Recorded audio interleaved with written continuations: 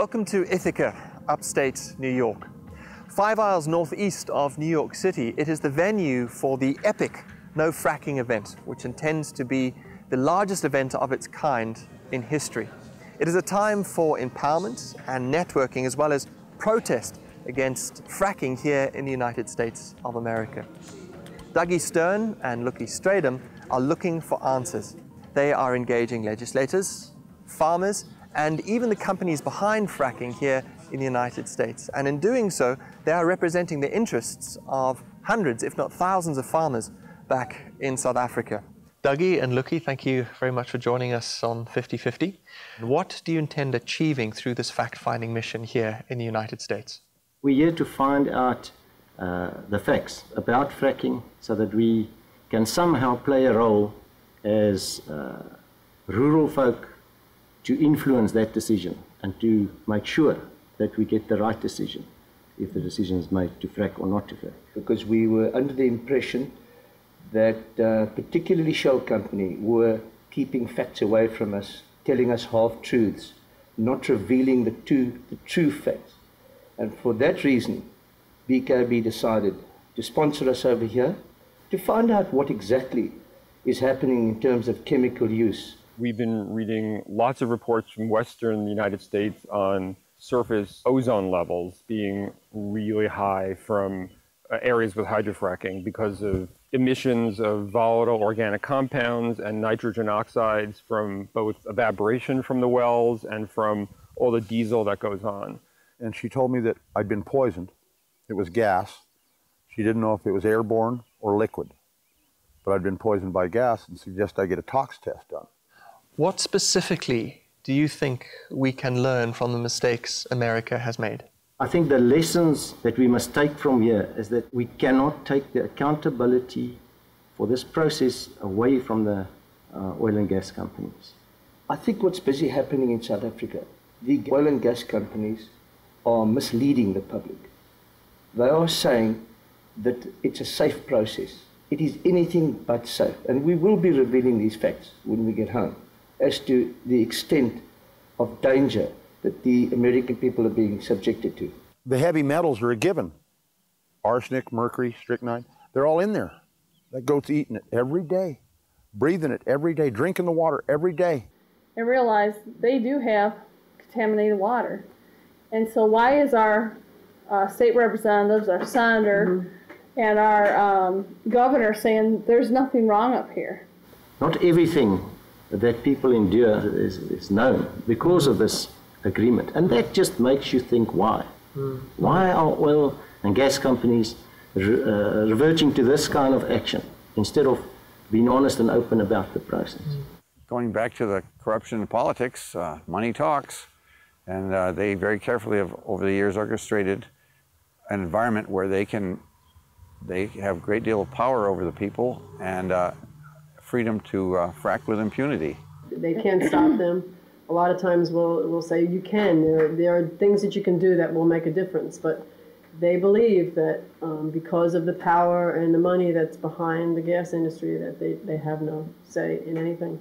And the Department of Health told them, because I don't work in the industry, there's no way I could be contaminated.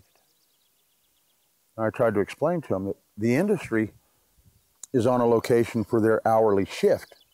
Once their shift's over, they leave. I'm there all day long, every day. There's 19 wells there, constantly letting methane off into the air. I got evaporation pits all around my house. So the question is, why is the United States, in some sectors, so vehemently against fracturing? Why is New York State against it? Why is New Jersey State against it? Why has it been banned outright in the George Washington National Park, which covers vast tracts of land in Virginia and Kentucky?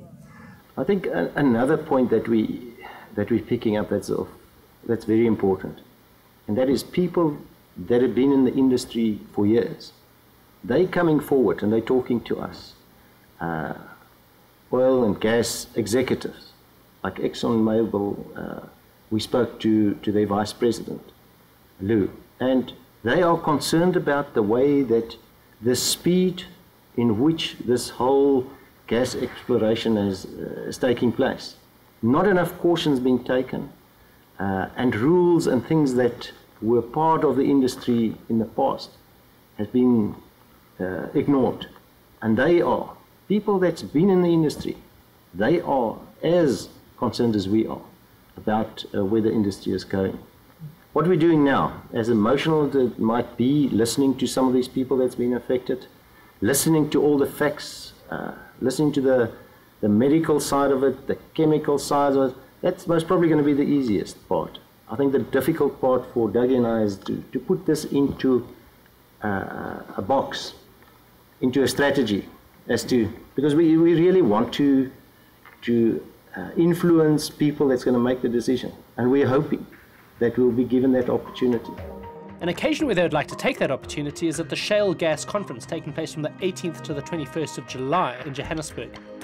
The conference will be chaired by the CEO of the South African Oil and Gas Alliance, and keynote speakers will include CEOs, chairmen and directors of large legal, financial and energy corporations, along with a single voice for the environment.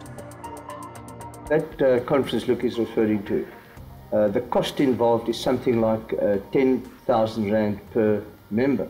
Now, why are they only targeting the elite of the country? Why are they lobbying for support from corporate business? Surely this is a matter that the entire population should be alerted to and informed about. And I just think it's totally unfair that the oil and gas companies are lobbying in that league for support. We believe it's support. And that sort of information should be made available to everybody in the country. You're both active farmers in the Karoo region.